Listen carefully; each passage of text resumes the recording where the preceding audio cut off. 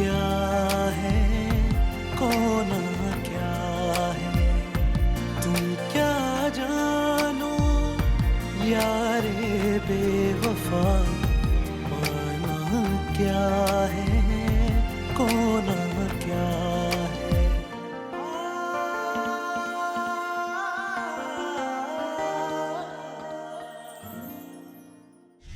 क्या घर भेज दे?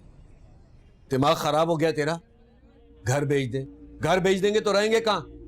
सड़क पे? ऑपरेशन भी कराना जरूरी है ना, उसके पैसे कहाँ से आएंगे सलीम? इसका ये मतलब थोड़ी है कि घर भेज दे। हम किराए का छोटा घर ले लेंगे और जब तुम ठीक हो जाओगे ना तो अपना घर भी बना लेंगे। अगर खुदा ना खास्ते तुम्हें कुछ हो गया तो उमर हमें इस घर का क्या करेंगे? मेरी बात सुन, मेरे बाप ने बनाया था ये घर, मुझ में इतनी हिम्मत नहीं है कि आजकल के जमाने में ज्यादा घर भी बना सकूं। खुदा का वास्ता है सलीम, तुम ठीक हो जाओ, इससे बढ़कर हमारे लिए और कुछ नहीं है। और तुम हो तो ये घर है, वरना ये सर की छत भी हमारी हिफाजत नहीं कर सकती इस दुनिया से। मेरी बात मान लो प्लीज।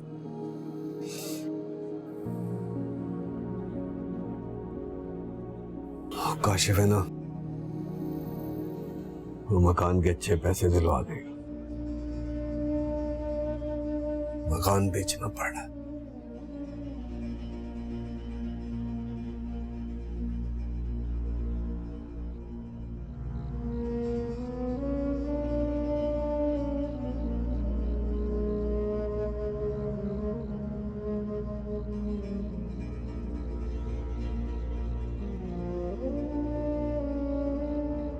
सॉरी ज़ैद, मुझे गलत मत समझना। मैं बस हमारे लिए एक अच्छी जिंदगी चाहती थी। जानता हूँ फिजा, कोशिश भी की कि कुछ बेहतर हो सके, लेकिन शायद अभी मजीद इम्तिहान बाकी हैं। प्लीज ज़ैद, आखिरी बार मेरे लिए कोशिश कर लो। मैं बस बाद में ये रिग्रेट नहीं करना चाहती कि हमें एक मौका मिला, हमने उसको गवा दिया। मैं तुम्हें कामयाब देखना चाहती हूँ, अपने माँ बाप की नजरों में तुम्हारी इज्जत देखना चाहती हूँ, और सबसे बढ़कर अहमद के लिए, उसके बेहतर मुस्तकबिल के लिए। अगर बात सिर्फ हम दोनों की जिंदगी की होती तो तुम्हें पता है मैं इंसिस्ट नहीं करती कभी।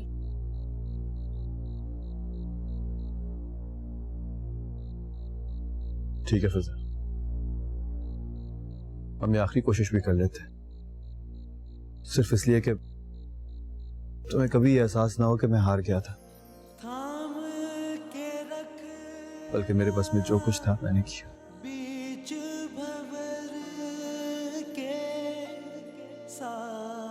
Thank you sir.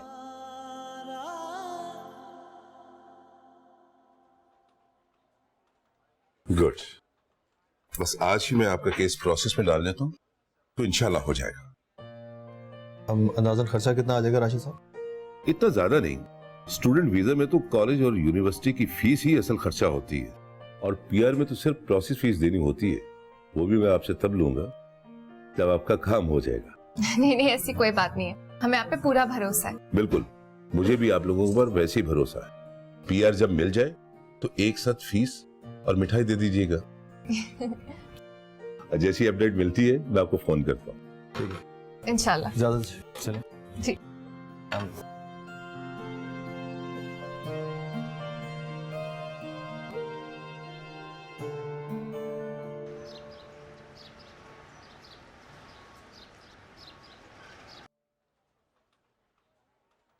ज़ैद,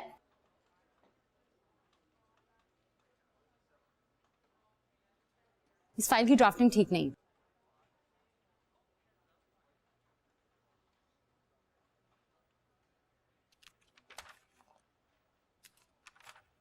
क्या है, ठीक तो है? क्या खराबी है इसमें?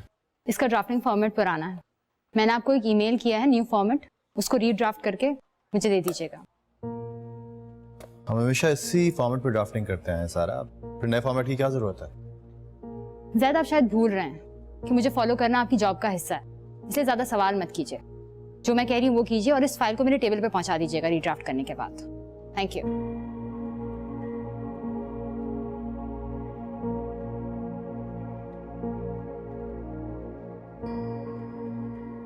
मामा जी मेरी जान। पापा और आपकी दोस्ती हो गई? हमारी लड़ाई कब हुई थी जो दोस्ती होनी थी? आप दोनों दूसरे से बात नहीं करी तो मुझे लगा आप दोनों की रिहाई हुई है। सारी चीजें नोट करना छोड़ दो तुम। अब हम ऑस्ट्रेलिया जाएंगे ना? हाँ, क्यों नहीं जाएंगे। आप दुआ करो।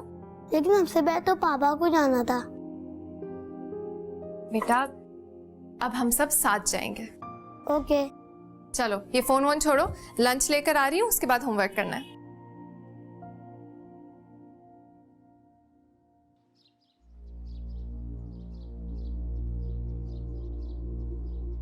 इस तरफ से ही आपको उधर सैन, ठीक है ठीक है। और रास्ता इधर से पड़ेगा। अच्छा वो सहन है उधर जी। ये एक रूम वो है जी ये स्टोर। जी। मकान तो माशाल्लाह बहुत अच्छा है। तो बेटा डिमांड कितनी है इसकी? 10 लाख रुपए अंकल। 10 लाख कुछ ज्यादा नहीं, और मकान भी इतना छोटा है। आंटी बिल्कुल मुनासिब है, अब इतने कम पैसों में घर कहाँ मिलता है। तो बेटा थोड़ी बहुत तो गुंजाइश होती है ना कुछ तो। आप अपना आखिरी बता दें, मैं फिर सलीम भाई से बात करके आपको बता दूंगा।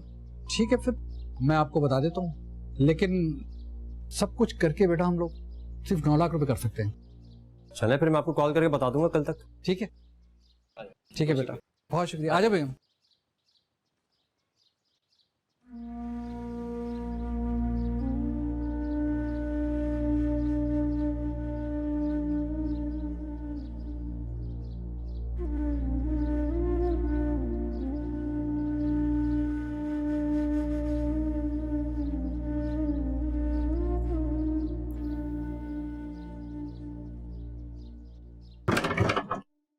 अच्छा ना, उस सारा खेल से अपना मूड क्यों इतना खराब कर रहे हो?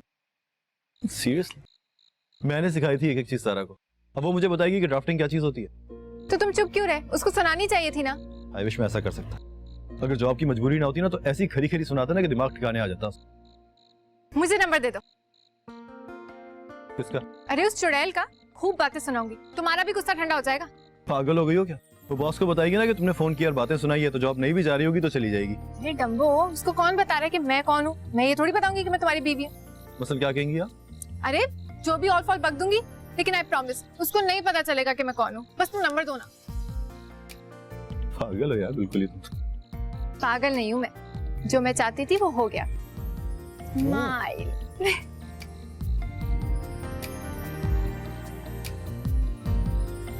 चाय बुरी नहीं है वैसे। अच्छा, पूरा कप पीने के बाद ख्याल आया कि तारीफ कर देता हूँ मैं। तुम क्या जानो यारे बेवफा, पाना क्या है खोना क्या है।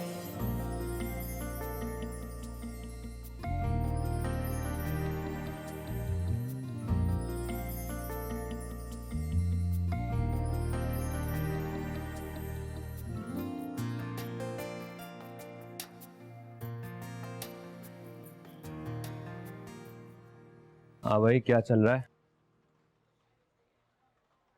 ड्राफ्टिंग सीख रहा हूँ। बस कर दे यार, तूने तो दिल पर ही ले लिया। जो सच है वही कह रहा हूँ यार। वैसे हैं कहाँ मैडम? यही है बॉस के साथ मीटिंग पर। Very good. जी अस्सलाम वालेकुम राशिद साहब, मैं 4:30 बजे तक आता हूँ। श्योर, अल्लाह। कुछ बना? देख ऑफिस बुलाया। तुझे अभी भी उम्मीद है क्या? सच पूछ तो बिल्कुल भी नहीं है, लेकिन फिजा ने कहा था तो उसे कहे को टाला नहीं जा सकता ना। चलिए लंच करते हैं। नहीं नहीं यार, पहले ड्राफ्टिंग कर लूँ, खत्म करके एक साथ ही निकलूंगा फिर ऑफिस से। 4 बजे तक अच्छा है ना, मैडम की टेबल पे रख दूँ। अच्छा फिर मैं एक काम करता हूँ, ऑर्डर करके यहीं मंगवा लेता हूँ, ठीक है? चल।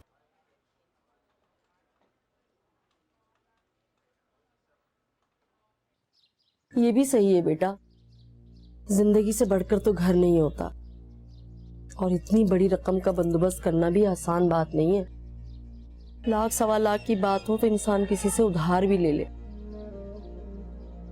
हम बस दुआ करें कि सलीम ठीक हो जाए। अगर अल्लाह ने चाहा तो घर तो फिर से मिल जाएगा इंशाअल्लाह। वैसे कोई खरीदार मिला? 1-2 लोग देख कर तो गए हैं, कि इतने कम पैसे बोलते हैं कि दिल कट जाता है। बस बेटा, लोग इंसान की मजबूरियों का फायदा उठाते हैं, उन्हें पता है ना, जरूरत है, घर तो बेचना है बस। चले खाला, अब मैं चलती हूँ। क्यों बेटा, थोड़ी देर तो बैठ जाओ, तुम आती है तो मेरा भी दिल लग जाता है। नहीं खाला, उमर को स्कूल से लेना है, फिर अस्पताल जाना है। चलो ठीक है, उमर को मेरे पास भेज देना, ठीक है? जी, खुदा हाफिज। खुदा हाफिज।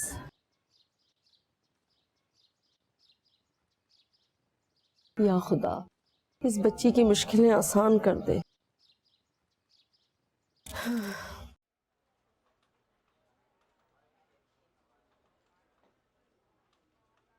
अरे जैद भाई, आपको मुबारक हो, ये लेना।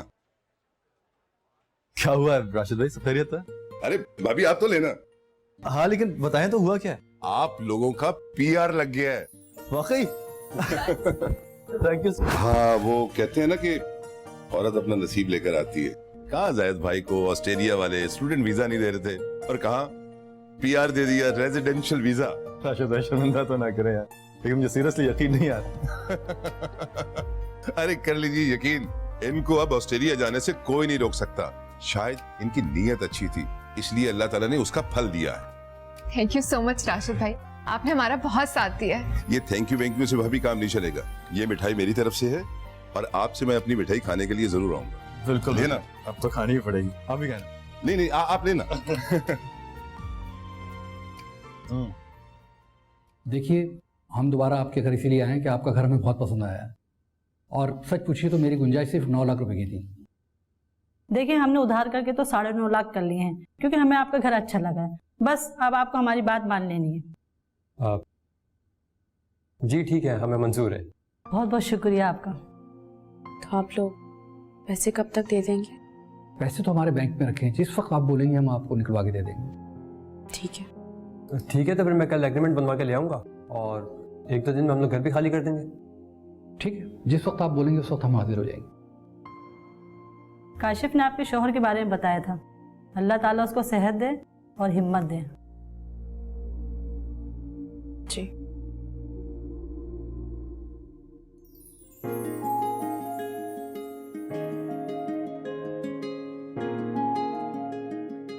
जैद, मुझे यकीन दिलाओ, मुझे तो यकीन ही नहीं आ रहा। अरे मुझे खुद तो यकीन आ जाए, फिर तो मैं यकीन दिलाऊंगा ना। मैं जानती हूँ ये ख्वाब है, और प्लीज मुझे इस ख्वाब से नहीं जगाना। हाँ, ये ख्वाब नहीं है, हकीकत है, और इसे हकीकत बनाया है तुमने। सच है, अगर कब की हिम्मत आ गया था, मुझे तो कोई उम्मीद ही नहीं थी। अगर तुम जिद ना करती तो शायद ये कभी मुमकिन होता ही नहीं। ये हमारे बीच में मेरा तुम्हारा कब से आ गया? ये हमारी हकीकत है, और हम इसे साथ जिएंगे। बिल्कुल। जैसी जिंदगी चाहते हैं वैसे ही रहेंगे, जो कि हम डिजर्व करते हैं। कभी भी पलटकर वापस नहीं देखेंगे। अच्छा सुनो, अब दो मुझे सारा का नंबर। अब तो उसकी क्लास ली जा सकती है ना? तुम्हारे दिमाग को अभी तक संभाले हो। हाँ, तो मैं भूली थोड़ी हूँ। इनफैक्ट एयरपोर्ट से फोन करके उसकी क्लास लूंगी। 3-4 गालियां देंगे और उसको कहेंगे कि बाकी गालियां बाद में, अभी हम कैमरा की फ्लाइट पर हैं। डन।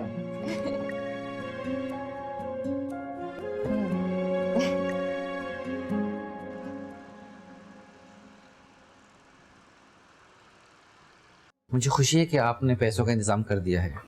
अब उम्मीद है कि हम इन्हें बचा लेंगे। डॉक्टर साहब ठीक तो हो जाएंगे ना वो? बिल्कुल। देखिए, इस वक्त इनके लिए सबसे ज़रूरी ये ऑपरेशन है। ऑपरेशन के बाद डिपेंड करता है कि इनकी हालत कैसी है। तो ऑपरेशन कब तक करेंगे? आपने पैसे जमा करा दिए? कल तक जमा करा दूंगी। हाँ तो ठीक है, जैसे आप पैसे जमा कराएंगे उसके बाद हम कुछ टेस्ट वगैरह करके ऑपरेशन की तैयारी शुरू कर देंगे। जी।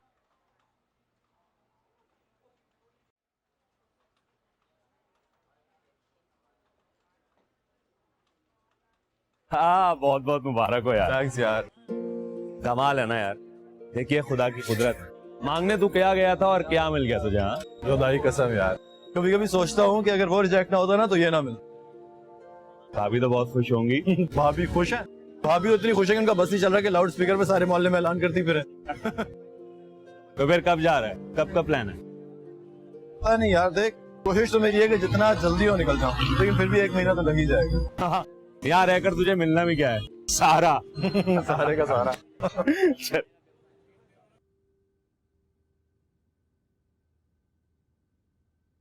मामा अल्लाह मियां ने मेरी दुआ कबूल कर दी। हाँ बेटा, आपकी दुआ कबूल कर ली। और वैसे भी हम जा तो आपकी वजह से रहे ना, ताकि अहमद एक अच्छे स्कूल में पढ़े, मेहनत करे। तो फिर ऐसा करते हैं कि अहमद और बाबा चलते हैं और मामा को यहीं छोड़ देते हैं। क्यों भाई, मामा को किस खुशी में यहाँ छोड़ देते? अहमद स्कूल जाएगा, बाबा ऑफिस जाएंगे, मामा घर में बैठी बैठी बोर होती रहेंगी, है ना? नहीं पापा, मैं मामा के बगैर नहीं रह सकता। दादा क्यों नहीं जा रही? आप दादू के बगैर नहीं रह सकते ना।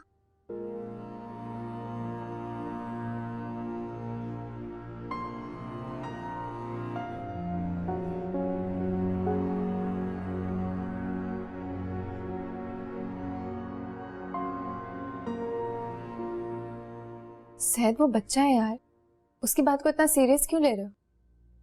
सीरियस लेने वाली बात तो है ना। फिर अपनी एक्साइटमेंट में मैं भूल ही गया कि हम यहाँ बिल्कुल अकेली रह जाएंगी यार। सहद कुछ दिनों की बात है, फिर हम उनको अपने पास बुला लेंगे ना।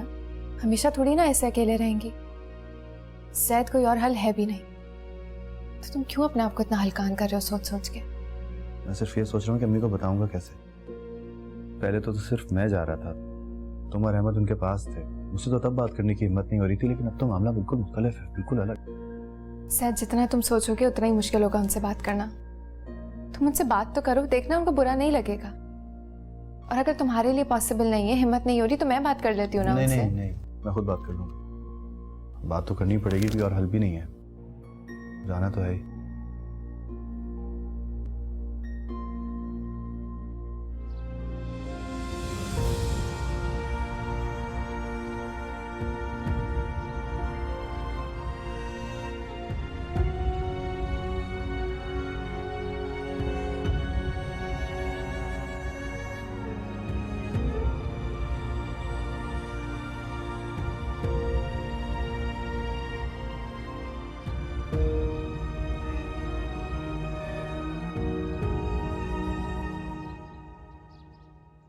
आप खाला के घर पे बैठे, मैं सामान की शिफ्टिंग वगैरह करवा के आपको बताता हूँ फिर, ठीक है?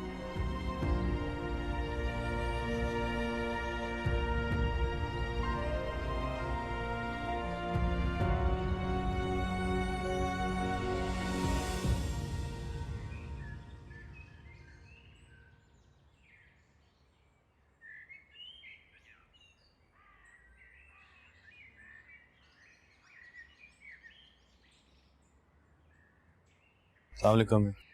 वालेकुम सलाम। क्या बात है, इतनी देर से उठे? जी असल में संडे था ना, एक ही दिन मिलता है सोने के लिए। आप कहीं गई थी क्या?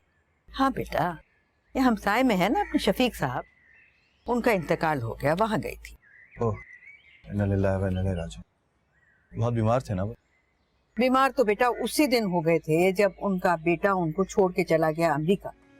11 साल हो गए, पलट कर नहीं आया। बस पैसे भेज देता था हर महीने। अब भला बताओ, पैसों से क्या होगा? जवान बेटा तो गया ना, और तो और उनके मरने पर भी नहीं आया है। हाय हाय, बेचारी बूढ़ी माँ पता नहीं क्या करेगी, अब कैसे गुजारेगी जिंदगी।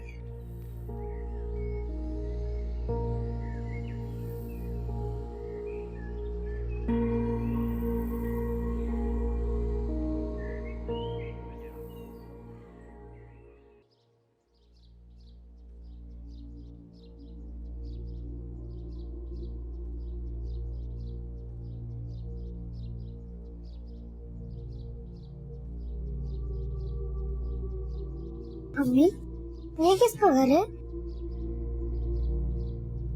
हमारा घर है। लेकिन ये हमारा घर तो नहीं, ये तो बहुत गंदा सा घर है। कुछ दिनों के लिए हमारा घर है। आपके अब्बू की तबीयत ठीक नहीं है ना, वो जैसे ही ठीक हो जाएंगे तो हम अपने घर वापस चले जाएंगे। अब्बू कब आएंगे? इंशाल्लाह बहुत जल्द। तुम दुआ कर।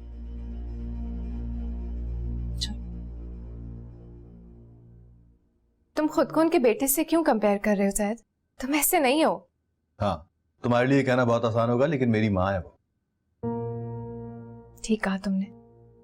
मेरे लिए ये कहना बहुत आसान है। एक ही शहर में रहते हुए मैं अपने माँ बाप से नहीं मिल सकती हूँ जैद। सॉरी यार, मेरे कहने का मतलब हरगिज़ यह नहीं था। माँ बाप से दूर होने का दुख क्या होता है मैं जानती हूँ जैद। मेरा भी दिल चाहता उनसे मिलूं, रोज जाऊं, जब तक वो मुझे गले लगाकर मुझे माफ नहीं कर देते। लेकिन ये मेरे लिए पॉसिबल नहीं है जैद। मगर ये मुश्किल वक्त मैं सिर्फ इस उम्मीद पर गुजार रही हूँ कि एक दिन जब हमारे पास वो सब कुछ होगा जिसकी वजह से उन्होंने हमारी जिंदगी में रुकावट डालने की कोशिश की थी, उस दिन मैं सर उठाकर उनके पास जाऊंगी और कहूंगी कि मेरा फैसला गलत नहीं था। अच्छा ठीक है, मैं अम्मी से मौका मिलते ही बात कर लूंगा, ठीक है? अब ये रोनी शक्ल ठीक करो, जहर लग रही है। अच्छा, मैं तुम्हें जहर लग रही हूँ?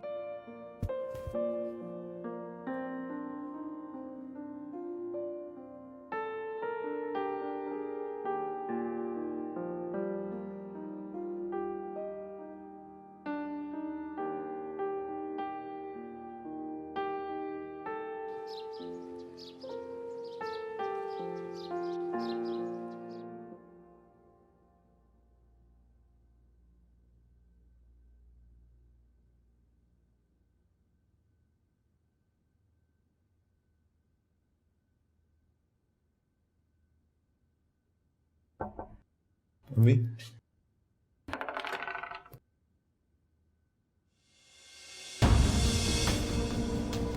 अम्मी,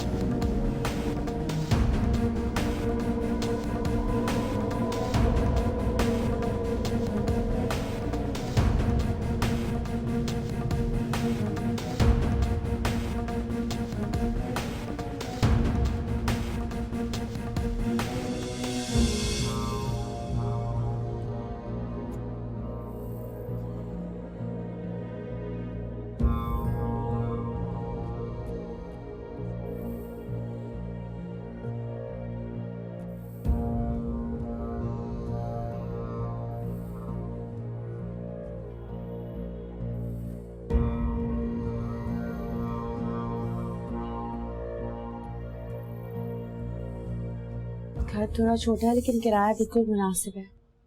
तुम्हारे पैसे मैंने जमा करा दिए ऑपरेशन के। पैसे जमा करा दिए तो इनको बोल अब ऑपरेशन करें, अब काहे का इंतजार है? तुम्हारे कुछ टेस्ट भी तो करने, उसके बाद ऑपरेशन हो। बस पैसे जमा करा दिए ना, अब ये सिर्फ खून चूसेंगे, दवाइयाँ, फजूल के टेस्ट, बस। डॉक्टर से तो कुछ नहीं कह सकते ना, वो जो कह रहा है हमें वो करना पड़ेगा।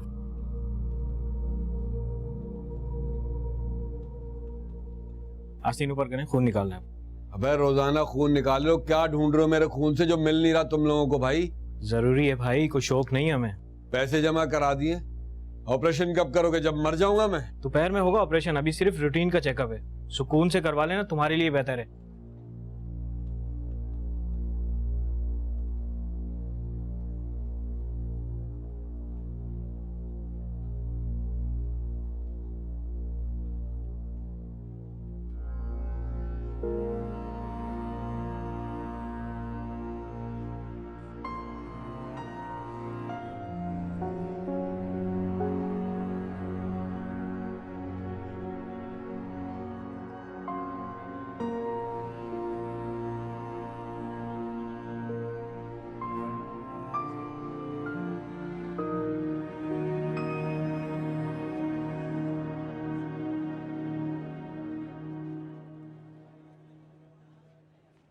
डॉक्टर साहब, मेरी अम्मी, इनको फालिज का अटैक हुआ, इनकी पूरी बॉडी पैरालाइज्ड हो गई है।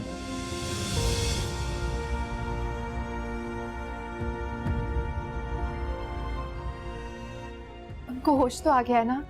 जी अभी तो बेहोश हैं, वो तो सही वक्त पे आप ले आए, वरना उनकी जान को खतरा भी हो सकता था।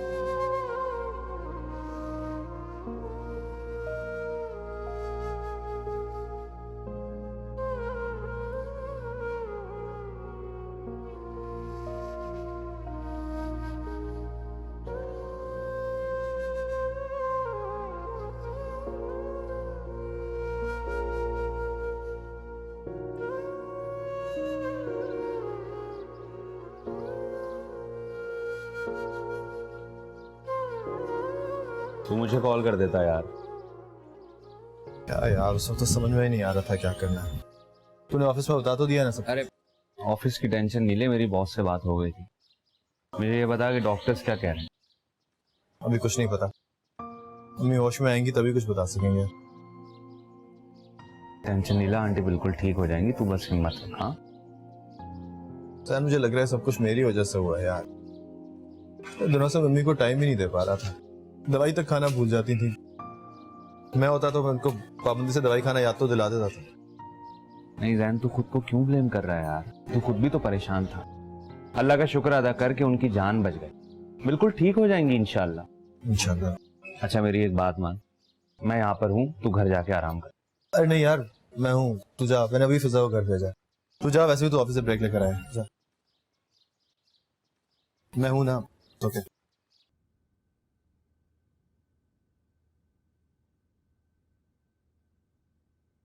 मामा दादू कहाँ है? दादू की तबीयत ठीक नहीं है ना? तो अब दादू हॉस्पिटल में रहेंगी, घर नहीं आएंगी? आएंगी। कब आएंगी? बस आप दुआ करो कि दादू की तबीयत जल्दी से ठीक हो जाए, फिर वो घर आ जाएंगी। मामा मुझे दादू के पास हॉस्पिटल ले जाए। बेटा आप क्या करोगे वहां जाकर? अभी दादू के पास बाबा हैं, डॉक्टर्स हैं। मैं दादू को उनकी फेवरेट पोएम सुनाऊंगा, वो बिल्कुल ठीक हो जाएंगी। अहमद अच्छा ठीक है, जब बाबा आ जाएंगे ना तो आप बाबा के साथ चले जाना, लेकिन पहले लंच खत्म करो और फिर दादू के लिए दुआ करो। ठीक है, स्टार्ट।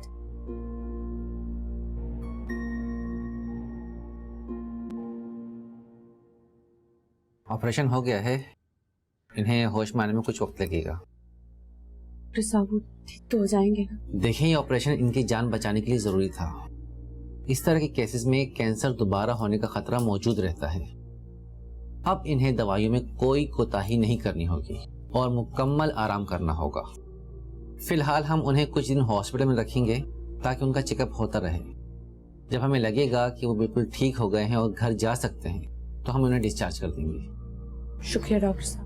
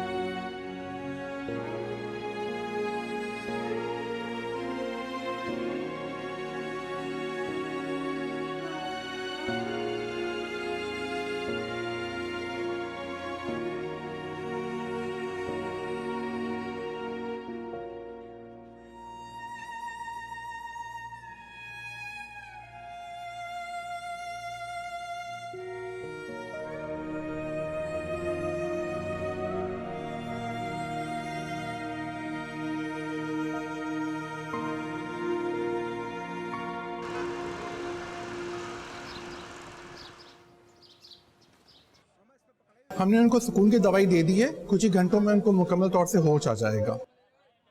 बॉडी मुकम्मल तौर से पैरालाइज्ड है, सिर्फ हाथ की उंगलियों में हल्की सी हरकत है। डॉक्टर साहब इनका ट्रीटमेंट क्या होगा? फिलहाल तो ये कि रोज की फिजियोथेरेपी की जाए, और हाँ ये कहा नहीं जा सकता कि कब तक मुकम्मल तौर से ठीक हो जाएंगी। फिजियोथेरेपी के लिए आप लोग घर भी ले जा सकते हैं। मेडिसिन दीजिए और बाकायदगी से इनका ब्लड प्रेशर चेक कराइए।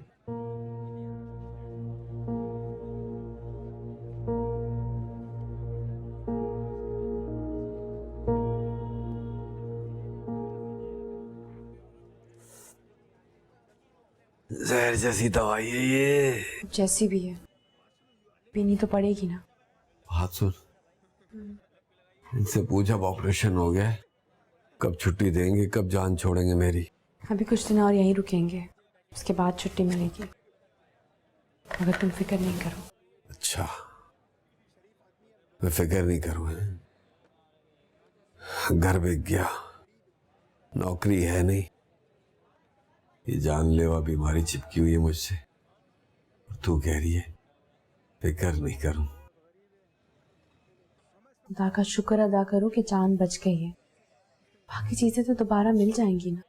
हाँ, मेरे पास छुपे हुए खजाने का नक्शा है ना, यहाँ से जाएंगे, खजाना निकालेंगे, उसको बेचेंगे और सब कुछ वापस ले आएंगे, हैं?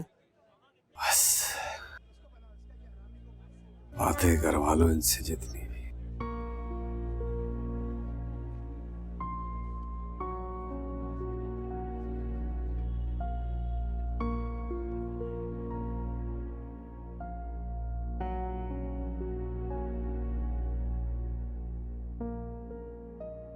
अम्मी आप बिल्कुल ठीक हो जाएंगी, आप परेशान मत हो, बस जरा सी हिम्मत करनी होगी। पापा दादा कुछ बोल क्यों नहीं?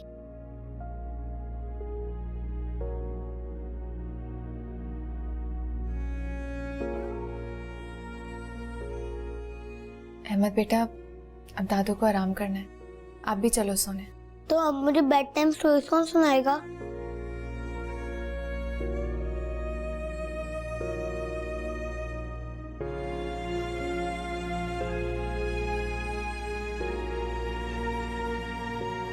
दादा अहमद को बेड टाइम स्टोरी सुनाती थी। अहमद को सारी स्टोरीज याद है? जी सबकी सब। तो ठीक है, अब अहमद दादू को वो सारी स्टोरीज सुनाएगा जो दादू से सुनाया करती थी। जब फिर दादू ठीक हो जाएंगे तो अहमद को नई स्टोरी सुनाएंगी, ठीक है? ठीक है।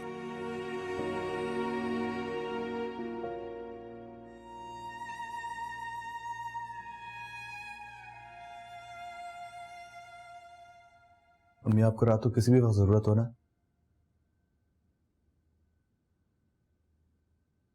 तो बेल बजा दीजिएगा, मैं फौरन आ जाऊंगा। अहमद बेटा, अब दादू को आराम करना है, आप भी चलो सोने। आप रुक जाए, मैं दादू को एक स्टोरी सुना के आता हूँ। दादा आप कौन सी स्टोरी सुनेंगी? एक बच्चा होता है, वो स्कूल जा रहा होता है।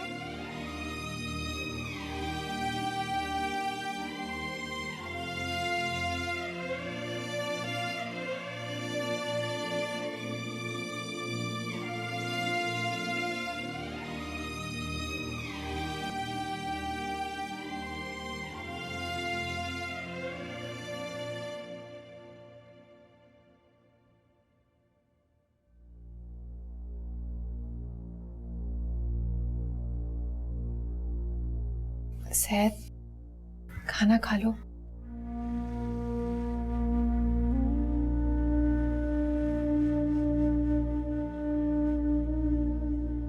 अम्मी को इस हालत में नहीं देख सकता यार।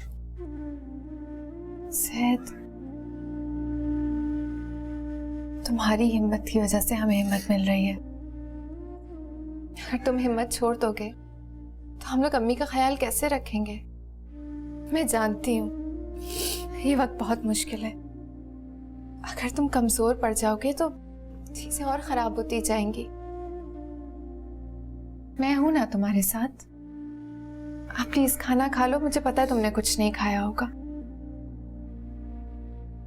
मुझे नहीं पता है सब कुछ कैसे होगा। अम्मी सिर्फ हम लोगों पर डिपेंड कर रही हैं और मुझे नहीं लगता कि ऑफिस वाले अब मुझे मजीद छुट्टियां दें। अरे बाबा, कौन कह रहा है छुट्टियां लेने को? मैंने स्कूल से 20 दिन की छुट्टियां ली हैं। मैं अम्मी का ख्याल रख लूंगी। अब चलो प्लीज खाना खा लो।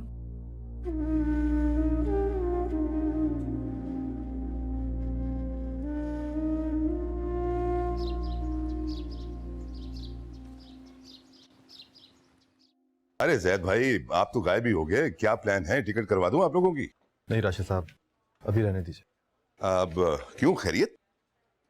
मेरी वालदा को अचानक फालिज हो गया, इसलिए फिलहाल इस बारे में कुछ कह नहीं सकता। सॉरी, मुझे इस बात का अंदाजा नहीं था। खैर, अब उनकी तबीयत कैसी है? जी अल्लाह का शुक्र है, बहुत बेहतर है। चलिए, अल्लाह उनको सेहत दे, और जैसे आपको बेहतर लगे मुझे बता दीजिएगा। मैं सारे इंतजाम करवा दूंगा, आप फिक्र नहीं करो। जी, अल्लाह।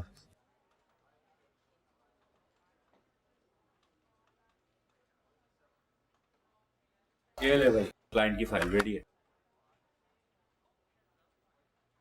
थैंक्स। क्या बात है, परेशान लग रहा है? कुछ नहीं यार, मैं सोच रहा हूँ अचानक किस तरह सब कुछ पलट गया।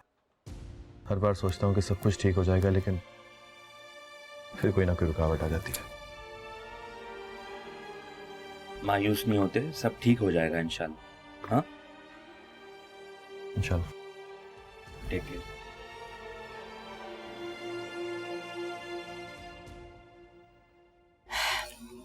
बीपी भी नॉर्मल हो गया था, फिजियोथेरेपी भी हो गई। अहमद सारा दिन अम्मी के कमरे में रहा तो उनका दिल बहला रहा। डॉक्टर ने अगले हफ्ते का टाइम दिया है। आई होप कुछ इंप्रूवमेंट आ जाए। राशिदी कॉल आई थी। क्या कहा तुमने उससे? कहना क्या था, बता दिया कि अम्मी की हालत ऐसी नहीं है कि फिलहाल कुछ कहा जा सके। थोड़ी तबीयत बेहतर होती है तो कुछ सोचेंगे। अहमद को स्कूल के बाद पिक कैसे करोगी? अम्मी के पास। पड़ोस वाली खालदा आंटी आ जाती हैं, फिर मैं अहमद को पिक करने चली जाती हूँ। चलो ठीक है, मैं अम्मी के पास बैठता हूँ।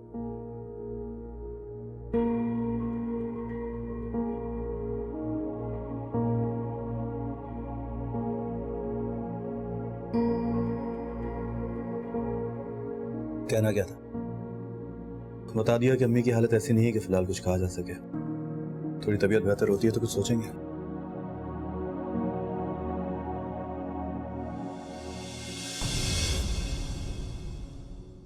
तुम क्या जानो यारे बेवफा